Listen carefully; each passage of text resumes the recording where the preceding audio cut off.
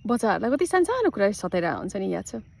तपाईँहरू आफू सानोमा हुँदाखेरि सानो कुरा के, बाउ रिसायो भने, आमा रिसायो भने होइन, घरमा केही झैझगडा भयो भने, कोही बिरामी भयो भने, ला मैले गर्दा हो कि, मैले महिनावारी हुँदाखेरि छोइदिएर यस्तो नराम्रो भएको कि, किन अलक्षिणा लागेको हो कि होइन, के भइरहेको हुन्छ नि, याद छ?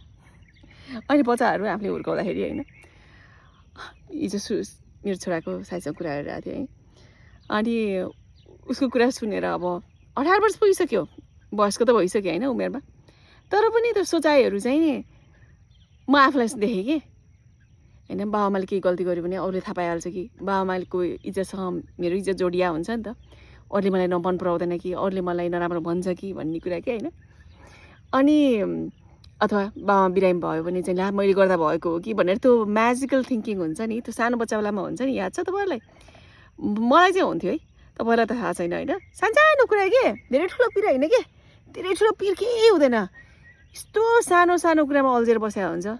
मैले सम्झिन्छु आफ्नै, अनि ठ्याक्क उसले भनिरहँदाखेरि म आफूलाई सम्झिरहेको थिएँ कि, अनि मैले उसलाई सम्झाइरहेको थिएँ कि मलाई पनि कसैको छ नि इज्जत छ, आफ्नो इज्जत, म मान्छे इन्डिभिजुअल मान्छे हो नि, मेरो आफ्नै इज्जत हुन्छ नि। अब कतै गयो भने अब बाआमाले केही करतुत गरेका छन् भने राम्रो गरेको कुराको त मतलब हुँदैन कि, नराम्रो कुराको मात्रै हो। मलाई सबैले हेर्दाखेरि चाहिँ नि हेपेरै हेरे हो कि यसको छोरी हो, यसले पनि यस्तै गर्छ भनेर मेरो आफ्नो इज्जत पो जान्छ कि भने जस्तो हुने कि, अरूकोसँग इज्जत हामीलाई टाँसिया हुन्छ नि। के गर्यो भने अवस्थामा पनि एउटा आन्टीले के त्यस्तो गरेको, बाउ बाजेको इज्जत जान्छ यस्तो उस्तो भन्दै हुनुहुन्थ्यो क्या। अरे आन्टी, इज्जत मेरो हो, मैले जे गरेँ मलाई बुझ्छ, बाबाआमाको जाँदैन। जसले जे काम गर्यो, कार्य गर्यो, उसले जस पनि पाउँछ, दोष पनि पाउँछ, त्यही भएर पिर गर्नु पर्दैन भनेर सम्झाएको थिएँ भने जस्तो के।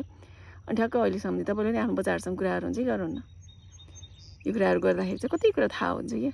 अनि साथीहरूसँग कुरा गर्नुपर्छ उनीहरूको होइन, बसेर, किनकि उनीहरूको साथी, आफ्नो छोराछोरीले आफूले इन्फ्लुएन्स गर्न सकिँदैन कि, साथीभाइ उसको साथीभाइकोबाट इन्फ्लुएन्स हुन्छ नि त छोराछोरीहरूले, किनकि अरूबाट माया पाए हुन्थ्यो, अरूबाट भ्यालिडेसन खोजिरहेको हुन्छ नि त।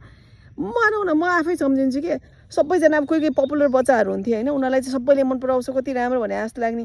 अब आफूलाई आफ्नो आत्मविश्वास धेरै थिएन, सबैले मन पराउँदैन, सबैले चाहिँ मेरो नराम्रो कुरा मात्र थाहा पाएको छ, नराम्रो कुरा मात्र भने नि, अब त्यो हुन्छ नि।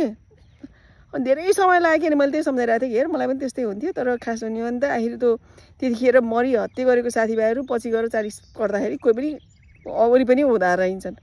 त्यही भएर धेरै स्वार्थी नभन्, चाहिएको भन्दा बढी बोझ नलि, ठिक्क आफूलाई जे ठिक छ ठिकै छ, उनीहरूको पनि आफ्नो जीवन छ, आफ्नो बिचारिरहेछन् भनेर तैँले सबैलाई जज गर्छस्, गर्दैन, सबैलाई मन पराउँदैन, म होइन म त्यस्तो होइन, त्यो किन डबल स्ट्यान्डर्ड गर्छस् त? आफूलाई माया गर, आफ्नोमा वर्क गर, आफ्नो आत्मविश्वास बढा, आफूलाई माया गर्न थालेपछि सबै कुरा सहज राम्रो देखिन्छ भनेर सम्झाएँ।